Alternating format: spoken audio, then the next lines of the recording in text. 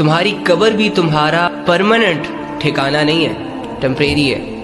یہاں سے بھی تمہیں اٹھایا جائے گا اور پھر تمہیں لے جایا جائے گا ایک دوسری منزل کی طرف، ایک ایسی جگہ جہاں پر لوگوں کا ہجوم ہوگا.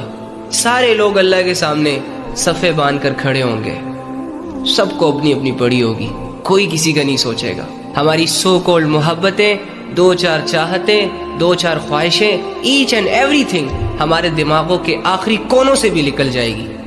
جس آخرت کو آج میں اور آپ اگنور کر رہے ہیں نا، اللہ کی قسم اس آخرت میں جس دن ہم پہلا قدم رکھیں گے نا، تو ہماری یہ مری ہوئی عقلیں بھی زندہ ہو جائیں گی، ہمارے یہ مرے ہوئے دل بھی زندہ ہو جائیں گے، اور وہ احساس، وہ جذبات، وہ ریئلائزیشن، وہ فیلنگز جن کا آج ہمیں احساس نہیں ہو رہا، اس وقت یہ ساری چیزیں بھی ٹھکانے آ جائیں گی.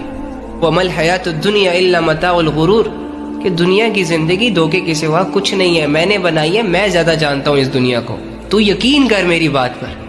لیکن انسان نے کہا نہیں یار، اب اس کے چہرے بڑے حسین ہیں، اس کی سو کولڈ شہرت جب ملتی ہے نا، بندہ عروج پر چلا جاتا ہے. نہیں یار، اب یہاں کی لذتیں بڑی انٹرسٹنگ ہے، پاگل کر دیتی ہیں لوگوں کو. یہاں مزہ آتا ہے لوگوں سے بات کرتے ہوئے، مزہ آتا ہے گناہوں کو کرتے ہوئے. اپنی مرضیوں پر چل کر بھی دیکھ لیا ہم نے، گناہوں کی لذتوں کو بھی ٹیسٹ کر کے دیکھ لیا ہم نے، لوگوں پر بھروسہ کر کے بھی دیکھ لیا ہم نے. کیا ملا ہمیں؟ کچھ ملا؟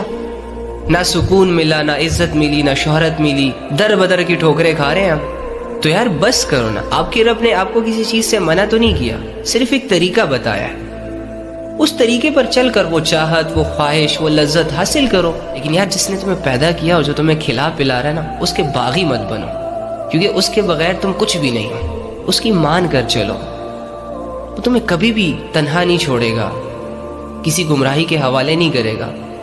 بھروسہ تو کرو، اعتبار کرو، یقین رکھو اپنے اللہ پر. امیجن کریں کہ ہر راستے کا ہم سفر آپ کا اللہ ہو.